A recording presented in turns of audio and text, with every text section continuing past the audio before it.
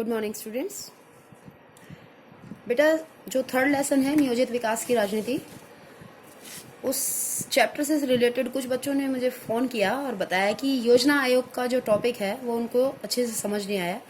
तो योजना आयोग का टॉपिक की मैं एक ये वीडियो बना रही हूँ।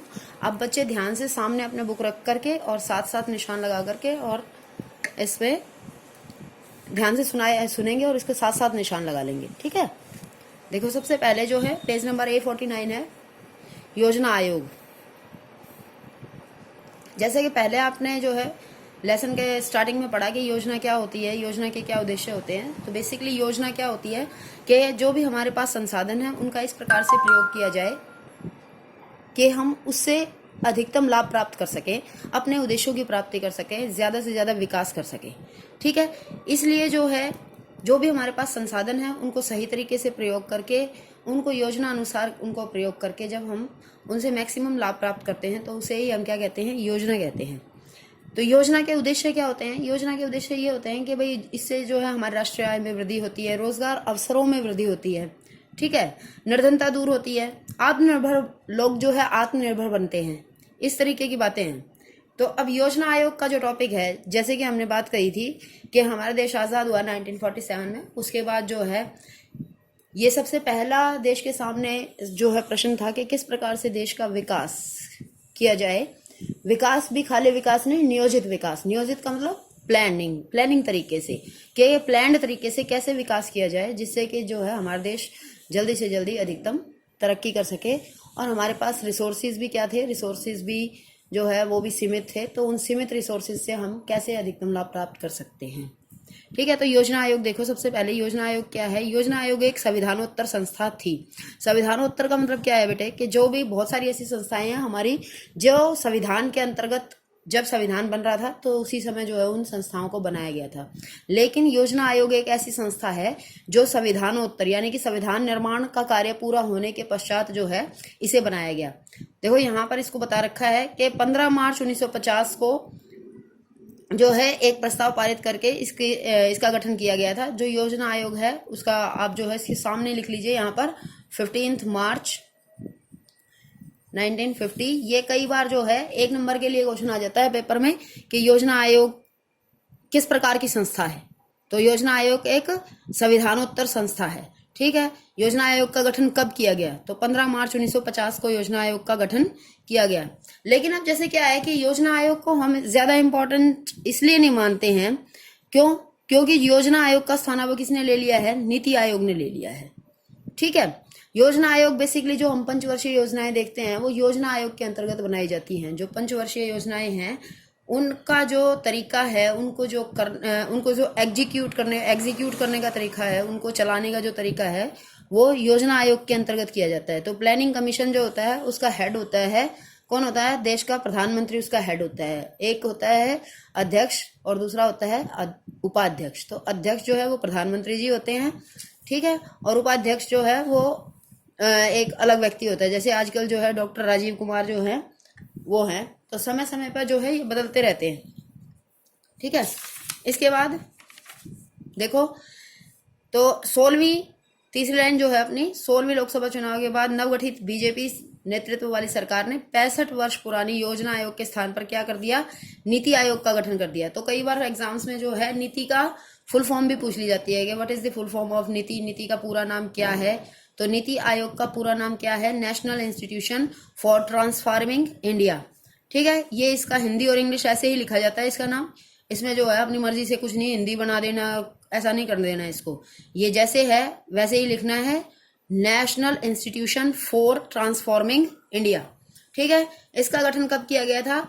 इसका गठन जो है ये 5 जनवरी 2015 को इसकी नियुक्ति कर दी गई थी और इसने अपना काम करना शुरू कर दिया था। तो ये हो गया इतनी बात, ठीक है। उसके बाद योजना आयोग के कार्य क्या होते हैं? जो उस समय जो हमारी योजना आयोग होती थी वो किस तरीके से कार्य करती थी? तो योजना आयोग जो है वो बेसिकली क्या करती है? वो सामाजिक आर्थिक विकास के लक्ष्यों को पूरा करने के लिए, कि जो आर्थिक विकास यानी कि देश की समृद्धि जो है उसको किस तरीके से पूरा करना है, हमारे पास जो भी रिसोर्सेज है उनको कैसे प्रयोग करना है, और उस रिसोर्सेज का अनुमान लगा करके उनके आधार पर हमें अपनी कैसी योजनाएं बनानी है जिससे कि हम ज़्यादा से ज़्यादा लाभ प्राप्त कर सकें। तो सबसे पहला पॉइंट देखो आप, देश के संसाधनों का अनुमान लगाना। ठीक है, कैसे कि देश के संसाधन क्या है कि हमारे देश के अंदर जो है, यहाँ से देखो निशान लगा लो, मानव क्षमताएं, धन, भौतिक पदार्थ, वन, खनिज पदार्थ, भूमि और जल साधन, ये सभी संसाधनों के अंतर्गत आते हैं। ठीक है, मानव क्षमताएं यानी कि हमारे पास कितने डॉक्टर्स हैं, कितने इंजीनियर्स हैं, कितने साइंटिस्ट हैं, वो सब। ठीक है, उसके बाद धन यानी कि हमारे पास कितना, हमारे पास पैसा कितना है, इकोनॉमिकली हमारे पास कितने जो है, हम कितने साउंडेड हैं, कितने हम सक्षम हैं। भौतिक पदार्थ यानी कि हमारे पास जो है कितने जो है क्या कहेंगे इसको कि जो हमारा इंफ्रास्ट्रक्चर, बेसिकली इसमें ये आ जाता है कि भाई किस तरीके की हमारे पास जो है इंफ्रास्ट्रक्चर है, क्या बिल्डिंग्स हैं, क्या सामान है, जो भी क्या उपकरण है, वो सब चीज़ें भौतिक पदार्थों में आ जाती हैं कि किसी भी कार्य को करने के लिए हमारे को भौतिक पदार्थों की भी आवश्यकता होती है। तो जो उपकरण वगैरह होते हैं वो भौतिक पदार्थ। वन, खनिज पदार्थ, भूमि और जल साधन, ये सभी संसाधन कहलाते हैं क्योंकि इनका उपयोग वस्तुओं और सेवाओं के उत्पादन के लिए किया जाता है। तो योजना आयोग उन सभी संसाधनों का लेखा जोखा तैयार करता है ताकि आर्थिक विकास की दर को तेज किया जा सके, तय किया जा सके कि हम कितने आर्थिक विकास, हम किस गति से जो है किसी प्रोजेक्ट को पूरा कर सकते हैं। ठीक है, दूसरा है योजनाएं बनाना, कि सबसे ज़रूरी होता है कि हम जैसे बार बार बात कर रहे हैं कि योजना आयोग का कार्य क्या होता है, योजना बनाना। ठीक है, विकास करना। तो विकास करने के लिए सबसे पहले हमें क्या करनी पड़ेगी, प्लानिंग करनी पड़ेगी कि हमें जो है पहले, सबसे पहले फर्स्ट पॉइंट में तो हमने अनुमान लगा लिया कि हमारे पास ये चीज़ें हैं। ठीक है, सेकंड पॉइंट है योजनाएं बनाना, कि हमारे को फिर योजना बनानी पड़ेगी कि हमारे पास जो भी मानव क्षमताएं हैं, भौतिक पदार्थ है, कितना हमारे पास धन है, क्या क्या हमारे पास खनिज पदार्थ है, कि उन रिसोर्सेज को हम कैसे अधिकतम प्रयोग कर सकते हैं और उनको प्रयोग करके कैसे हम अपने लक्ष्य को, अपने टारगेट को, अपनी उपलब्धियों को जो है प्राप्त कर सकते हैं। संसाधनों का अनुमान लगाने के पश्चात जो है, सबसे पहला पॉइंट हो गया संसाधनों का अनुमान लगाना, यानी कि संसाधनों का अनुमान लगाने के पश्चात योजना आयोग योजनाओं का प्रारूप तैयार करता था। ठीक है, करता था क्यों कहा गया है, क्योंकि अभी जो है नीति आयोग काम कर रहा है, योजना आयोग को खत्म कर दिया गया है, समाप्त कर दिया गया है। प्रारूप का आधार यह होता है कि राष्ट्रीय संसाधनों का संतुलित और सबसे बढ़िया उपयोग कैसे किया जा सकता है। योजना आयोग का कर्तव्य था कि वह हर क्षेत्र के लिए वास्तविक लक्ष्यों का निर्धारण करे। वास्तविक लक्ष्यों का मतलब क्या होता है कि अचीवेबल गोल्स होने चाहिए, अचीवेबल टारगेट्स होने चाहिए। ऐसे नहीं है कि भाई हमारे पास उतने संसाधन भी नहीं है और हमने ऐसे टारगेट्स बना लिए हैं जो हम अचीव ही नहीं कर सकते। ठीक है, अगर हम ऐसा करेंगे तो ऐसा करने से जो है हमारा जो है समय का, धन का, हमारे रिसोर्सेज का, सब चीज़ों का जो है मिसयूज हो जाएगा और हम फाइनली कुछ भी अचीव नहीं कर पाएंगे। ठीक है, इसलिए जो है जब हमारे पास संसाधनों का अनुमान हमने लगा लिया तो उसके बाद योजनाएं बनाते समय हमें अपने अचीवेबल गोल्स का ध्यान रखना चाहिए और उसके अनुसार ही हमें अपना जो है प्लानिंग्स बनानी चाहिए। ठीक है, उसके बाद सेकंड के बाद देखो थर्ड पॉइंट आ जाता है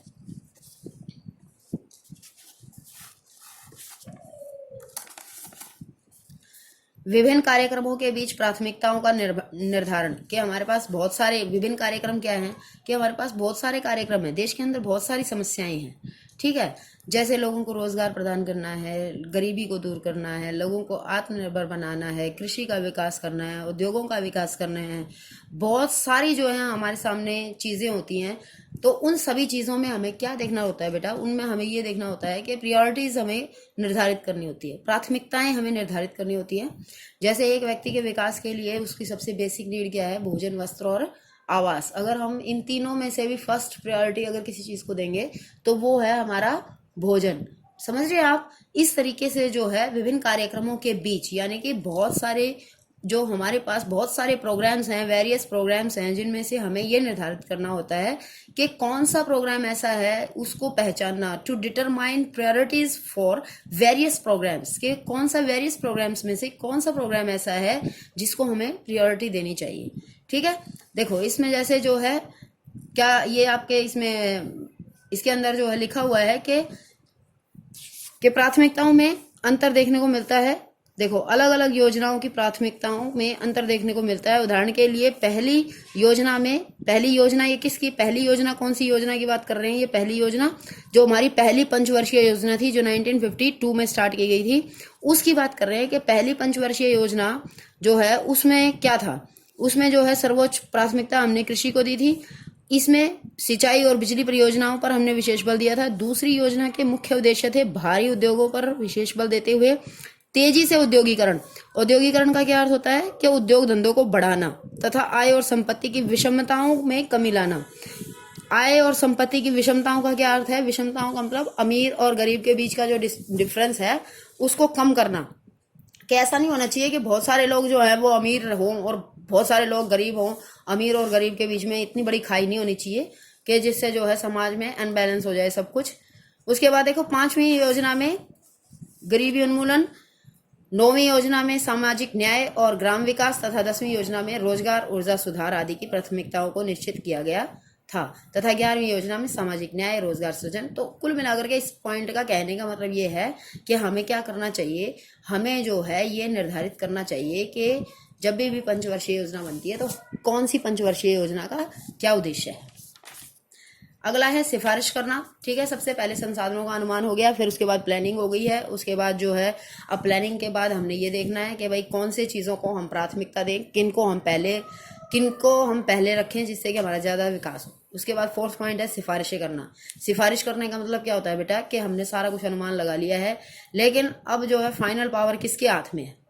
ठीक है, उस फाइनल पावर जिसके पास है, सरकार के पास है। जैसे फाइनल पावर किसी भी प्रोजेक्ट को कंप्लीट करवाने के लिए, तो सारा जो है प्रोजेक्ट वर्क सारा तैयार करके और फिर उसको कहाँ पर भेजना, उसको जो है सरकार के सामने पेश करना। देखो, योजना आयोग एक सलाहकारी समिति थी जो सरकार को देश की आर्थिक प्रगति के संबंध में सिफारिशें करता था। आयोग अपने कार्य संचालन को प्रभावशाली बनाने के संबंध में, देश में उत्पन्न हुई आर्थिक दशाओं में परिवर्तन करने के संबंध में तथा लागू विकास कार्यक्रमों और विकास नीतियों में वांछित परिवर्तनों के संबंध में अपनी सिफारिशें करता था।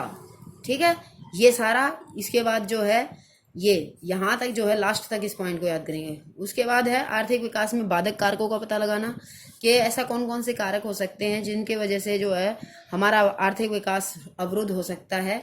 तो उन कारकों को ध्यान में रखना। ठीक है, फिर उन कारकों को ध्यान में रख करके और उनको दूर करने के प्रयास करना। ठीक है, कि पहले तो ये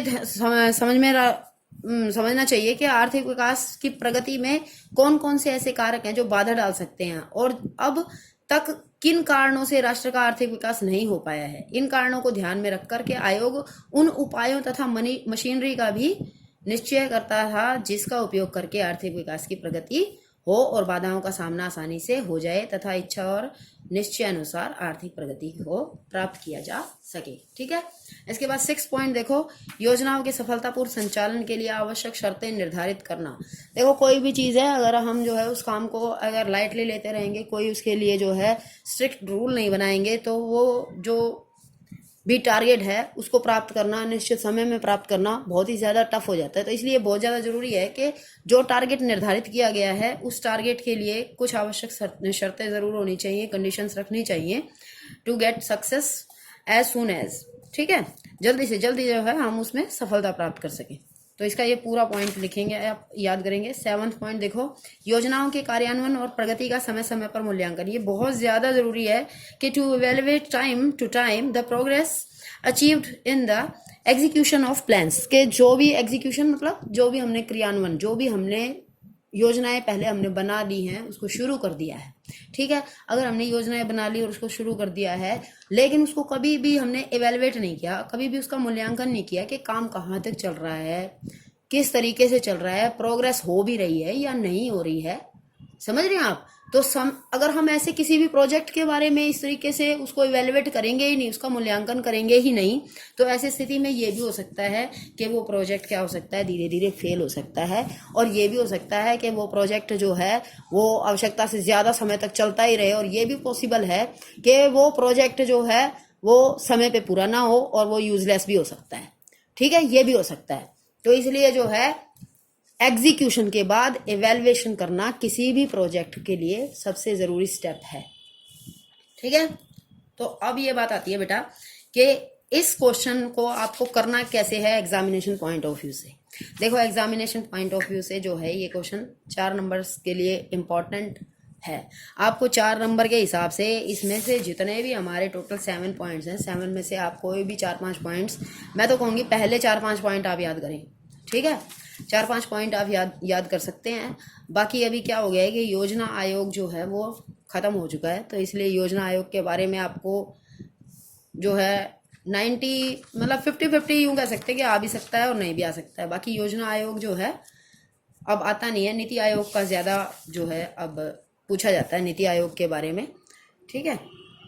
इसके अलावा जो इस चैप्टर में मेन क्वेश्चन रहता है, इस चैप्टर का मेन क्वेश्चन ये है कि नियोजन का क्या अर्थ होता है, ठीक है। इस चैप्टर का मेन क्वेश्चन है कि योजना के उद्देश्य क्या है, ये वाला क्वेश्चन, योजना के उद्देश्य क्या होते हैं, कि योजना क्यों बनानी आवश्यक है, ठीक है। ये ज़्यादा इंपॉर्टेंट है इस चैप्टर में। इस चैप्टर में सबसे और ज़्यादा इंपॉर्टेंट है हरित क्रांति, ये वेरी इंपॉर्टेंट है। हरित क्रांति, हरित क्रांति की विशेषताएं वेरी वेरी इंपॉर्टेंट, ठीक है। उसके बाद देखो एक मैं टॉपिक आपको अभी बताती हूँ, खाद्य संकट। आप इसको देखो जरा ध्यान से, खाद्य संकट के बारे में। खाद्य संकट बेसिकली क्या था, जैसे कि आपको मैंने बताया कि हमारे यहाँ पर पंचवर्षीय योजनाएं, जैसे ही हमारा देश आज़ाद हुआ हमने जो है 1950 में ये बना लिया था योजना आयोग, और उसके बाद हमने पंचवर्षीय योजनाएं बनानी चालू कर दी थी। और पंचवर्षीय योजनाओं को जो है 1 बाय 1 हमने स्टार्ट किया। तो पहली पंचवर्षीय योजना में हमने क्या टारगेट रखा, पहली पंचवर्षीय योजना में हमने टारगेट रखा था कृषि को, दूसरी पंचवर्षीय योजना में हमने टारगेट रखा अपने उद्योगों को, ठीक है। तो पहली पंचवर्षीय योजना और दूसरी पंचवर्षीय योजना सारे का सारा जो है हमारा कैसे खाद्य संकट की समस्या कैसे उत्पन्न हो गई, ये एक इम्पॉर्टेंट जो है शॉर्ट नोट पूछा जाता है। देखिए, देश में ऐसे लोगों की संख्या बहुत अधिक थी जिन्हें पर्याप्त भोजन नहीं मिल पाता था। यही नहीं बल्कि जो भोजन उन्हें मिलता था उसमें भी पोषक तत्वों का अभाव पाया जाता था। इसका क्या मीनिंग है कि इसका मतलब ये है कि हमारे देश में खाने की कमी थी, ठीक है। और खाद्यान्न की यह समस्या गरीबों के लिए और भी बुरी तरह से बनी हुई थी। देश में बहुत लंबे समय से खाद्य समस्या रही, आज भी इसका यही स्वरूप है। खाद्य समस्या कई कारणों से उलझती रही है। देखो, इसमें जो मैंने इंपॉर्टेंट फैक्ट्स हैं उन सबको अंडरलाइन कर रखा है कि कैसे जो है ये खाद्य संकट उत्पन्न हुआ। 1954 में क्या होता है बेटे, अनाज की कीमतें बहुत कम हो गई थी 1954 में, ठीक है। और फिर 1955 में अचानक से ये बढ़नी शुरू हो गई थी। क्यों? क्योंकि जो है इस तरीके से जो है पहले तो हमारी जनसंख्या कम थी, लेकिन एकदम से धीरे धीरे क्या हो गई कि हमारी जनसंख्या जो है एकदम से हमारी जनसंख्या इतनी तेजी से जो है इम्बैलेंस हुई कि हम अपनी खाद्य व्यवस्था उस हिसाब से कर नहीं पाए। 1960 तक दोनों पंचवर्षीय योजनाएं जो हमने लागू की और स्वतंत्रता के बाद किसी तरह से हमने भारत में खाद्यान्नों में वृद्धि की, लेकिन देश की आर्थिक स्थिति को सुधारने का प्रयास करते करते भी हम उसमें सफल नहीं हो पाए।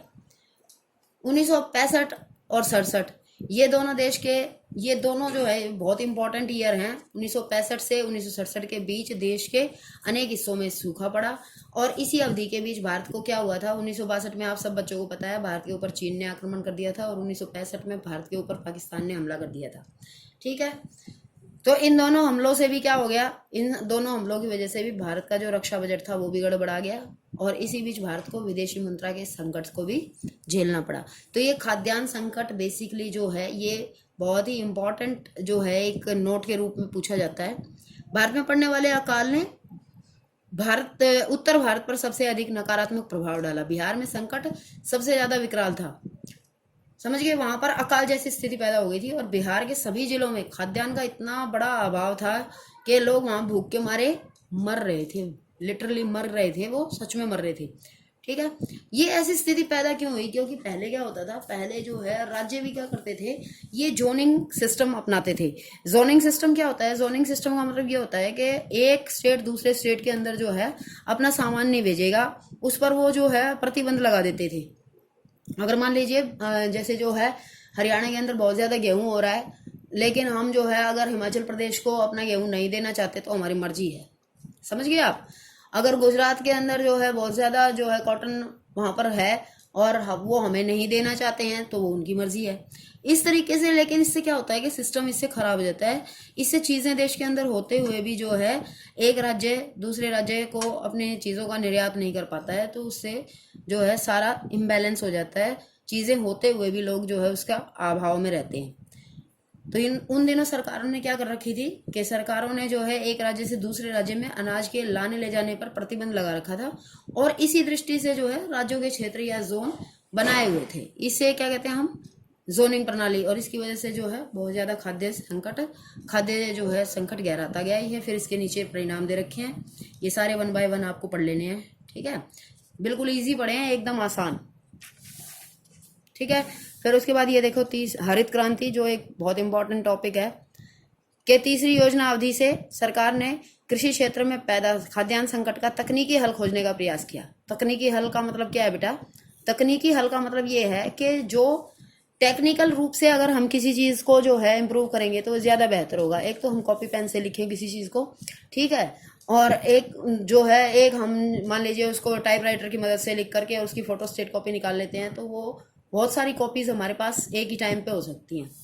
कोई भी चीज जो है वो हाथ से करने के बजाय उसमें मशीनों का प्रयोग करना, ठीक है, उसके लिए जो है कृषि क्षेत्र में मशीनों का प्रयोग को जो है हमने इसका तकनीकी हल का नाम दिया है कि कृषि क्षेत्र में मशीनों का प्रयोग करना, आधुनिक किस्म के बीजों का प्रयोग करना और ऐसी चीजों का, ऐसे उपकरणों का प्रयोग करना जिससे कि कृषि में जो है वो बहुत ज्यादा वृद्धि हो सके कृषि उत्पादन में।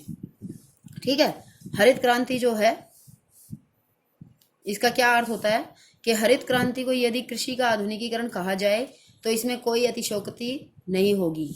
आधुनिकीकरण, कृषि का आधुनिकीकरण यानी कि पहले तो सारा काम हाथों से होता था, मशीनों का कोई प्रयोग नहीं होता था, लेकिन हरित क्रांति आने के बाद जो है मशीनों का प्रयोग कृषि क्षेत्र में होने लगा। इसका मतलब है आधुनिकीकरण।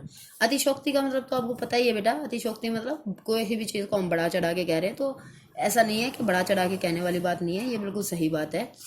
प्रथम पंचवर्षीय योजना के अंतर्गत जो किसान व क्षेत्र कृषि की दृष्टि से पिछड़े हुए थे उन्हें सहायता प्रदान की गई और बंजर भूमि को कृषि योग्य बनाने के लिए सहायता दी गई।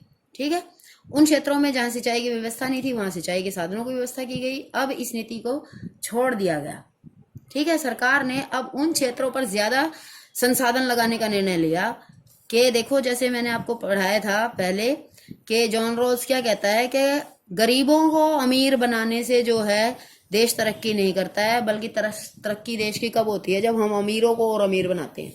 ठीक है, अमीरों को जो है इतने लेवल तक जो है उनको फैसिलिटी प्रोवाइड की जाए कि वो अमीर जो है और ज्यादा अपने जो है नए नए उद्योग धंधे लगाएं ताकि ज्यादा से ज्यादा लोगों को खाना मिल सके, ज्यादा से ज्यादा लोगों को रोजगार मिल सके। और देश के अंदर समृद्धि का कारण कौन हो सकते हैं? पूंजीपति वर्ग हो सकता है। ये ऐसा आपने 11th में पढ़ा है। तो हरित क्रांति में भी सेम सरकार ने यही किया कि पूरे देश के किसानों को छोड़ो, जहां पर हमारे पास ज्यादा लैंड है, जो ज्यादा फर्टाइल लैंड है, जहां पर हमारे पास ऑलरेडी सिंचाई के साधनों का सब कुछ हमारे पास अवेलेबल है, तो हम वहीं पर क्यों ना जो है इस तरीके की तकनीक का प्रयोग करें। तो ऐसा सोच के सरकार ने जो है हरियाणा, पंजाब और पश्चिमी उत्तर प्रदेश में जो है हरित क्रांति से संबंधित जो है ज्यादा ध्यान दिया और पूरे देश में जो है, पूरे देश की बजाय जो है इन 3 राज्यों पर ही इसका सबसे ज्यादा प्रभाव देखा गया। नई कृषि रणनीति में यह फर्क दिया गया कि जो पहले से ही सक्षम हैं वे कम समय में उत्पादन को तेज गति से बढ़ाने में सहायक हो सकते हैं। सरकार ने क्या किया? उच्च गुणवत्ता वाले बीज, उर्वरक, कीटनाशक और बेहतर सिंचाई सुविधा बड़े अनुदानित मूल्य पर उपलब्ध करानी शुरू कर दिया। सरकार ने इस बात का विश्वास दिलाया कि उपज को एक बेहतरीन मूल्य पर खरीद लिया जाएगा। इसी सारे घटना चक्र को हम हरित क्रांति की संज्ञा देते हैं। तो ये जो है ये है हरित क्रांति की विशेषताएं। ये बेटा 4 नंबर में कई बार पूछा गया है, ये बहुत इंपॉर्टेंट है। देखो, सबसे पहला पॉइंट है कि कृषि क्षेत्र का निरंतर विस्तार। जैसे ही जो है स्वतंत्रता के बाद सबसे पहले जो ध्यान दिया गया था वो कृषि क्षेत्र पर ही दिया गया था, क्योंकि आप सब बच्चों को पता है कि कृषि क्षेत्र में जो है हमारे देश की आबादी का करीबन 75% लोग जो हैं वो कृषि क्षेत्र में 75% लोग जो हैं वो कृषि क्षेत्र में लगे हुए थे। ठीक है, तो ऐसी स्थिति में कृषि क्षेत्र पर ध्यान देना बहुत ज्यादा जरूरी था। उसके बाद बेटा ये देखो, सेकंड पॉइंट है कि द्विपैदावार का उद्देश्य। द्विपैदावार का उद्देश्य क्या होता है कि पहले क्या होता था कि मौसम के हिसाब से एक मौसम प्रतिवर्ष जो है एक फसल मौसम के आधार पर 2 फसल मौसम पैदा की जाए, कि यह निर्णय लिया गया कि प्रतिवर्ष जो है एक फसल मौसम के स्थान पर 2 फसल मौसम पैदा की जाए। पहले तो क्या होता था कि बस सरकार लोग जो है ना क्या करते थे कि एक ही फसल उगाते थे और उसके बाद जो है सारे आधे साल तक जो है वो खेत खाली पड़ा रहता था। परंतु बाद में जो है ये सिस्टम बनाया गया कि डबल क्रॉपिंग की जाएगी। यानी कि हरित क्रांति का दूसरा महत्वपूर्ण उद्देश्य ये था कि द्विपैदावार का उद्देश्य था कि भाई एक ही साल में एक मौसम प्रति वर्ष इस व्यवहार पर आधारित था कि प्रति वर्ष एक ही मौसमी वर्षा होती है, यह सत्य था। इसलिए अब प्रतिवर्ष 2 वर्षा का होना आवश्यक था। अतः एक प्राकृतिक वर्षा होगी ये, और दूसरी होगी कृत्रिम वर्षा। ठीक है, कृत्रिम वर्षा विशाल वर्षा का क्या अर्थ है? कृत्रिम वर्षा विशाल सिंचाई सुविधाओं के रूप में आई। जैसे आप देखते हैं ना गांव में जो है, आपने देखा होगा ड्रिपिंग सिस्टम होता है कि किस तरीके से फव्वारे से चलाए जाते हैं खेतों के अंदर, वो सारी चीजें नई तरीके की सिंचाई की सुविधाएं उपलब्ध कराएगी कि कृत्रिम वर्षा जो है वो फसलों को उनको दी जाएगी, बीजों को दी जाएगी, जिससे कि वो पनपेंगे, फसलें बढ़ेंगी। ठीक है, पहले जो वर्षा द्वारा उपलब्ध पानी को बड़ी मात्रा में बहने दिया जाता था, उसे अब एकत्रित करके बांधों को एकत्रित करने के लिए बांधों को बनाया गया। ठीक है, सिंचाई की साधारण तकनीकों को भी अपनाया गया जो पहले से ऑलरेडी चल रही थी। उसके बाद तीसरा पॉइंट है उन्नत बीजों का प्रयोग, के जो है नॉर्मल बीजों की बजाय जो है उन्नत किस्म के बीजों का प्रयोग किया गया, जिससे कि और तेजी से जो है ज़्यादा से ज़्यादा मात्रा में फसलों का उत्पादन किया जा सके। ठीक है, स्पेशली जो है ये कृषि क्षेत्र को जो है वैज्ञानिक तरीके से करने के लिए वैज्ञानिक पहलू बनाया गया इसका, और इसको ये कहा गया है कि विज्ञान की मदद से जो है कृषि क्षेत्र को और तेजी से इसका जो है विकास किया जाना चाहिए। Indian council for agricultural research, ये ब्रिटिश काल में इसकी स्थापना की गई थी, लेकिन बाद में जो है इसने बहुत तेजी से कार्य किया और गेहूं, चावल, बाजरा और मक्का जैसी फसलों के लिए अच्छे किस्म को बीजों का इसने विकास किया। सिंचाई की सुविधाओं में विस्तार, सिंचाई की सुविधाएं जैसे ये आपको ऊपर ही बता दिया था मैंने कि द्वि पैदावार का उद्देश्य है कि भाई साल में जो है मौसम बरसात के हिसाब से नहीं होगा, फसलें जो हैं उसके लिए क्या किया जाएगा, कृत्रिम वर्षा का सिस्टम भी लगाया जाएगा, ताकि जो है एक की जगह 2 प्रकार की फसलें जो है साल में उगाई जा सकें। तो सिंचाई की बड़े जो है इसके लिए पानी को, बरसात वाले पानी को रोकने के लिए डैम्स बनाए गए, और उसके अलावा जो है पानी को के जो है ड्रिपिंग सिस्टम, इस तरीके के चीज़ों का विकास किया गया, और बरसात वाले पानी को वेस्ट होने से बचा करके उसको सिंचाई में प्रयोग किया गया। उसके बाद 5th पॉइंट है बेटा रासायनिक खादों का प्रयोग। रासायनिक खादों का प्रयोग क्या है कि देखो परंपरागत जो हमारी खेती है उसमें गोबर की खाद का प्रयोग किया जाता था। ठीक है, लेकिन उत्पादन को और अधिक बढ़ाने के लिए जो है ये किया गया कि नई तरीके के फर्टिलाइजर्स प्रयोग किए जाए, नई तरीके के जो है रासायनिक खादों का प्रयोग किया जाए, जिससे कि जो भी कीड़े वगैरह जो लग जाते हैं ना फसलों के, उन सबको खत्म किया जा सके। ठीक है, उसके बाद कृषि का मशीनीकरण का क्या मतलब होता है? जैसे शुरू में मैंने बताया कि हरित क्रांति का बेस ही क्या था। हरित क्रांति का बेस ही ये है कि हमें क्या करना है कि कृषि में जो है इस तरीके से मशीनों का प्रयोग करना है। आधुनिक जो है ट्रैक्टर हो गया, थ्रेशर हो गया, जो ऐसी चीजें जिनसे तीव्र गति से जो है बड़े लैंड के ऊपर तीव्र गति से फसलों को, बीजों को बिछाया जा सके, फसलों को तैयार किया जा सके, तो उनका प्रयोग किया जाएगा। ठीक है, जैसे देखो इसमें लिख रखा है नीचे वाली लाइन में, ट्रैक्टर व थ्रेशर आदि ठीक से काम करते रहे हैं, इसके लिए डीजल और विद्युत शक्ति की आपूर्ति ठीक ठाक रखी गई। ठीक है, इसके बाद नई टेक्नोलॉजी और कृषि के आधुनिकीकरण से कुल उत्पादन में लगातार वृद्धि हुई। किसानों के नए किस्म के बीजों और कृषि मशीनीकरण के लिए अभूतपूर्व उत्साह पाया गया। ये ठीक हो गया। उसके बाद देखो कृषि हरित क्रांति के परिणाम क्या क्या हुए। हरित क्रांति के परिणाम में जो है सबसे इम्पोर्टेंट बात यह है कि हम ये मानते हैं कि इसके परिणाम में सबसे पहली बात तो ये हम ये कहते हैं कि भाई ये पूरे देश के अंदर जो है इसका पॉजिटिव प्रभाव नहीं रहा, पूरे देश के अंदर ये नहीं फैली। ठीक है, तो इसके जो है पहले तो इसकी ये वेरी इंपॉर्टेंट है, विशेषताएं इसकी याद करनी है, परिणाम देखने हैं इसके, सिर्फ ये रीड कर लेना अच्छे से। ठीक है, उसके बाद नकारात्मक परिणाम, ये भी सिर्फ आपको रीडिंग देनी है इसे भी। ये हो गया अपना टॉपिक कंप्लीट। ठीक है, अगर आपको किसी भी प्रकार की कोई बात समझ नहीं आई हो तो आप मुझको जो है मेरे पर्सनल फ़ोन नंबर पे करके पूछ सकते हैं। Thank you all of you.